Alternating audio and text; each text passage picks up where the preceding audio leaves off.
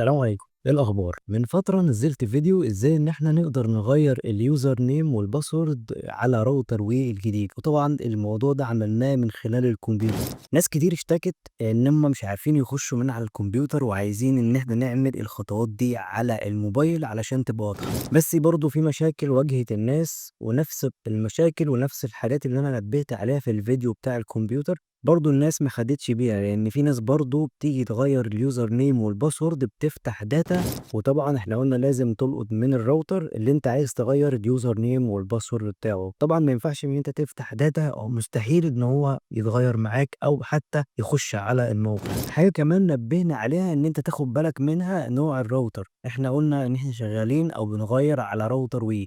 في ناس كتير برضو بتطبق نفس الخطوات على راوتر اورنج وعلى اتصالات وفودافون وشركات تانية، وطبعا في اختلاف بين السيستم والاعدادات بيبقى مختلف. هي نفس الاعدادات لكن الشكل بيبقى مختلف، فبيحصل لخبطة عند الناس وتقول ان انا مش عندي الحاجات دي. الحاجة التانية برضو ان في ناس بعتت لي وقالت لي ان الراوتر مش موجود عليه اللزقة اللي هي موجود عليها اليوزر نيم والباسورد. وطبعا اي راوتر لازم يبقى عليه البيانات دي الا لو انت شايلها. طبعا لما سالته في الكلام قال لي ان هي كانت موجوده وشلتها. طبعا انت لازم تكلم بقى خدمه العملاء علشان تقدر توصل لليوزر نيم والباسورد والبيانات بتاعه الراوتر بتاعك.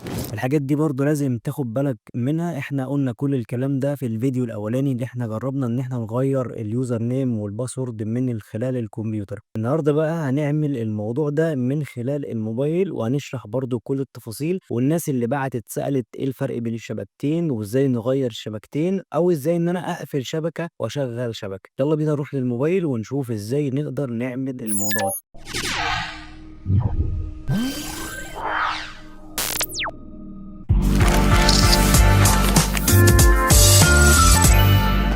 اول حاجه هتعملها هتيجي كده عند اي متصفح عندك سواء جوجل او اي متصفح، تعالى كده اضغط عليه بالشكل ده، وهتيجي في البحث هنا كده وتبدأ تكتب الكود ده. هتكتب 192 ايا كان اللي يظهر معاك سواء في الاقتراحات او هنا، ما تدوس عليه، كمل كتابة زي ما انت.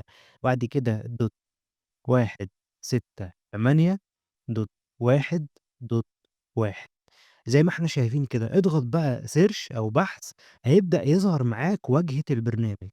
تيجي كده عند واجهة البرنامج وتكتب الuser name والpassword. وطبعًا إحنا شرحنا في الفيديو اللي فات لمّا عملنا الموضوع ده من الكمبيوتر، الفرق بين الuser name والpassword بتاع الراوتر والuser name والpassword بتاع الWiFi. كده إحنا هنا هنكتب بتاع الراوتر الأول. هنيجي كده نكتب admin، طبعًا هو بيبدأ بadmin بالشكل ده. وفي الباسورد نكتب الباسورد اللي في ضهر الراوتر، وناخد بالنا لازم الحروف الsmall تتكتب small، ولو capital تتكتب capital. تعالَ بقى كده نكتب الباسورد بتاعنا. بعد كده بقى هنيجي نعمل login بالشكل ده أو تسجيل دخول. هيفتح معاك صفحة البرنامج أو صفحة الراوتر، هيفتح معاك الواجهة اللي أنت شايفها دي. هتيجي كده عند WLAN setting اللي هي الصغيرة دي، هتضغط عليها ضغطة. بعد كده يفتح معاك الشكل اللي أنت شايفه ده.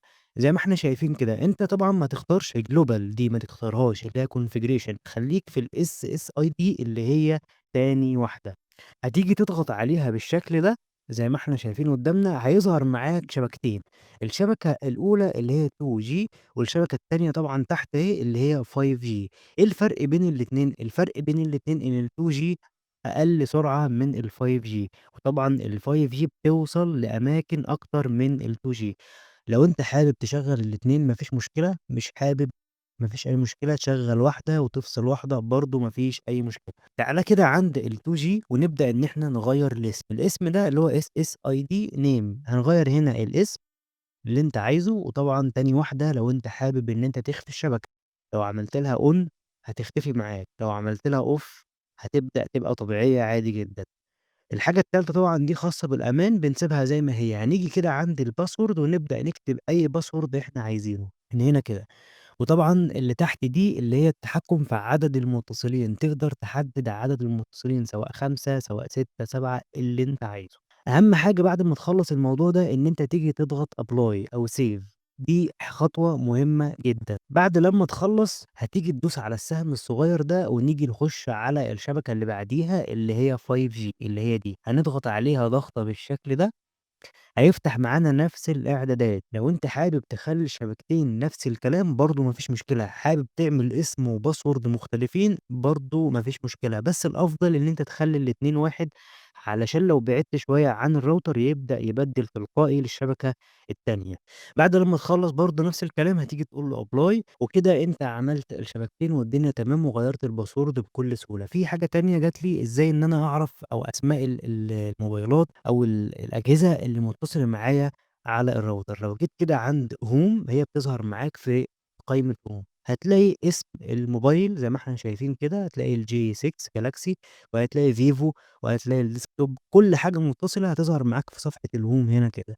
وبس كده وصلنا لنهاية الفيديو. طبعًا لو عندك أي استفسار اكتبه لي في تعليق ونقدر إن إحنا نحله مع بعض. أظن كده إن إحنا حلينا معظم المشاكل اللي واجهت الناس، بس المهم إن أنت تاخد بالك من الحاجات اللي إحنا قُلناها في الأول، إن الراوتر يكون Me زي ما قُلنا، اللي هو آخر حاجة نزلت، وإنك أنت عشان تغيّر لازم تكون لاقط من الراوتر، والحاجات دي كلها قُلتها برضه في الفيديو اللي فات لمّا جرّبنا نغيّر من الكمبيوتر. فكده نكون وصلنا لنهاية الفيديو، وطبعًا لو عجبك الفيديو واستفدت منه ما تنساش إن أنت تعمل لايك وتشيّر الفيديو علشان الكل يستفاد، والسلام عليكم.